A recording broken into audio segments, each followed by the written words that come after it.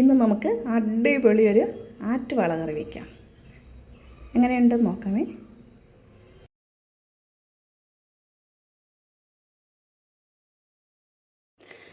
അടിപൊളി 2 ആറ്റുവാള ഇട്ടിട്ടുണ്ട്. മക്കളെ വാ, നമുക്ക് കറി ഉണ്ടാക്കിയാലോ. നമുക്കതൊന്ന് വെട്ടി വൃത്തിയാക്കി എടുക്കാമേ. നന്നായിട്ട് ക്ലീൻ ചെയ്തെടുത്തിട്ടുണ്ട് കേട്ടോ. ഇനി നമുക്ക് പീസാക്കിയിട്ട് മാറ്റിയെടുക്കാം.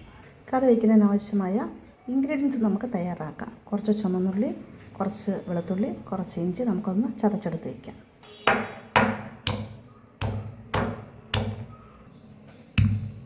ഒരു ചെറിയ 3 കഷ്ണം ഇഞ്ചി എടുത്തിട്ടുണ്ട്, അത് നമുക്ക് ചതച്ചെടുക്കാം.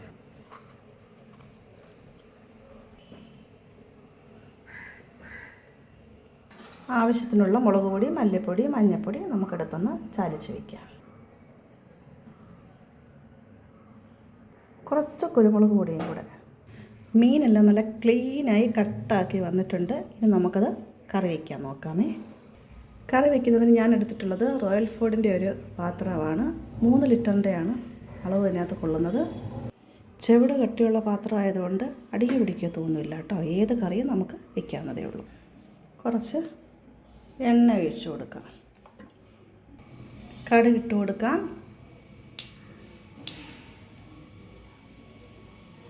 കുറച്ച് ഉലുവയും ഇട്ട് കൊടുക്കാം. രണ്ടും കൂടി നല്ലതുപോലെ പൊട്ടട്ടെ. ഇനി നമുക്ക് ചതച്ച് വെച്ചിരിക്കുന്നത് ചേർത്ത് കൊടുക്കാം.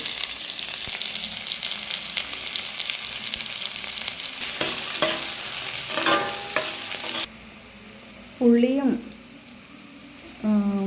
ആ മിക്സൊരു അരപ്പരുവാകുമ്പോൾ നല്ലതുപോലെ മൂക്കണ്ട, നമുക്ക് ഉണ്ടാക്കി വെച്ചിരിക്കുന്ന അരപ്പ് ചേർത്ത് കൊടുക്കാം.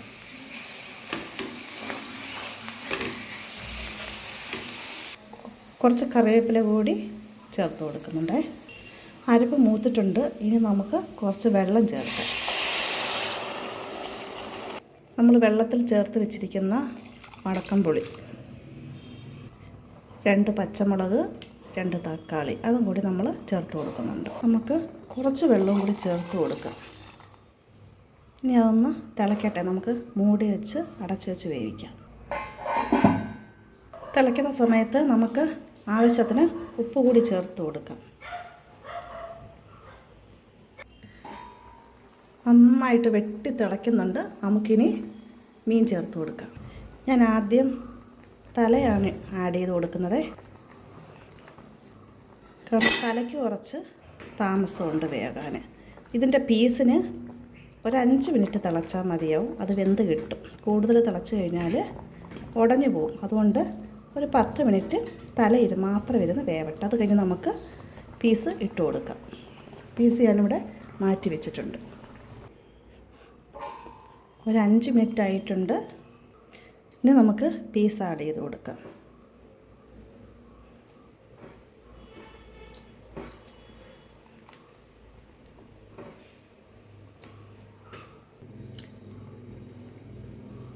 അങ്ങനെ മീനെല്ലാം നമ്മൾ പാത്രത്തിലാക്കിയിട്ടുണ്ട്. ഇനി അതൊന്ന് തിളച്ച് കിട്ടണം.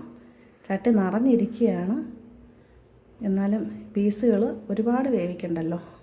ഒരു 2-3 മിനിറ്റുള്ളൊരു തിള മതി. പിന്നെ അടച്ച് വെച്ചിട്ട് ആ ഒരു തിളച്ച ആ ഒരു കറിയിൽ ഇരുന്നങ്ങ് വെന്തോളും. കൂടുതൽ വേവിച്ചാൽ ആറ്റുവാള പൊടിഞ്ഞു പോകും. അതുകൊണ്ട് നിറഞ്ഞിരുന്നാലും കുഴപ്പമില്ല. ഇനി നമുക്ക് മൂടി അടച്ച് വെച്ച് ഒരു 2 മിനിറ്റ് വേവിക്കാം. നമുക്ക് മൂടിയൊന്ന് തുറന്ന് നോക്കാം എങ്ങനെയുണ്ടെന്ന്. ആഹാ, നല്ല മണം. നമുക്ക് കുറച്ച് കറിവേപ്പില കൂടി ചേർത്ത് കൊടുത്ത് തീ ഓഫ് ചെയ്ത് വയ്ക്കാം കേട്ടോ. അരമണിക്കൂറിന് ശേഷം ഞാൻ തുറന്ന് നോക്കിയപ്പം ആഹാ, നല്ല നെയ്യൊക്കെ തെളിഞ്ഞ് നല്ല അടിപൊളി മണവും നല്ല സൂപ്പറായിട്ടുള്ളൊരു ആറ്റുവാളയുടെ മുളകരച്ച മീൻ കറി റെഡി ആയിട്ടുണ്ട്. അപ്പോൾ എങ്ങനെ, നിങ്ങളും ട്രൈ ചെയ്യുമല്ലേ?